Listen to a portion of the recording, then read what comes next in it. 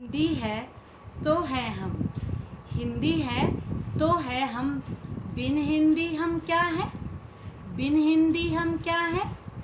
इससे बढ़ती देश की शान, इससे बढ़ती देश की शान, इससे ही होगा हमारा सम्मान, इससे ही होगा हमारा सब। तो हिंदी दिवस की आप सबको ढेर सारी शुभकामनाएं। सुप्रभात बच्चों, आपका हिंदी की कक्षा में स्वागत है।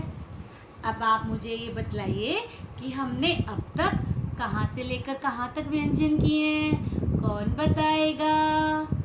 यस, हमने किए हैं क से लेकर न तक व्यंजन। अब हम क्या करेंगे इस कक्षा में? हम इस कक्षा में उन व्यंजनों को दोहराएंगे और अपनी पुस्तिका में लिखेंगे भी। तो चले करें, चल। वर्णमाला की पहली लाइन कौन से व्यंजन से शुरू होती है? क व्यंजन से। तो चलिए आप भी मेरे साथ बोलिए, क, ख, ग, घ, अण।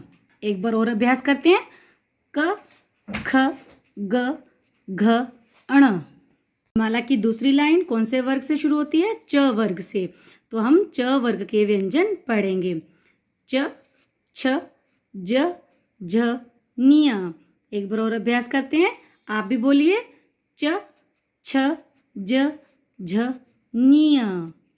माला की तीसरी लाइन कहाँ से शुरू होती है? ट व्यंजन से। तो अब इसमें हम ट वर्ग के व्यंजन पढ़ेंगे।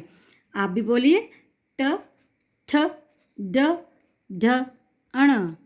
एक बार और अभ्यास करते हैं, ट, ठ, ड, ढ, अण। वर्णमाला की चौथी लाइन त वर्ग के व्यंजन से शुरू होती है। तो आइए पढ़ते हैं, त, थ, द, ध, न। एक बार फिर से अभ्यास करते हैं, आप भी बोलिए, त, थ, द, ध, न।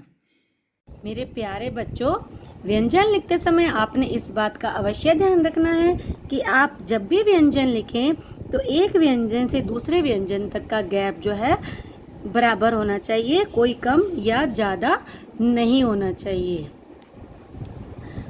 जब भी व्यंजन लिख रहे हैं आपको बार बार व्यंजन बोलने हैं, बार बार दोहराना है उनको।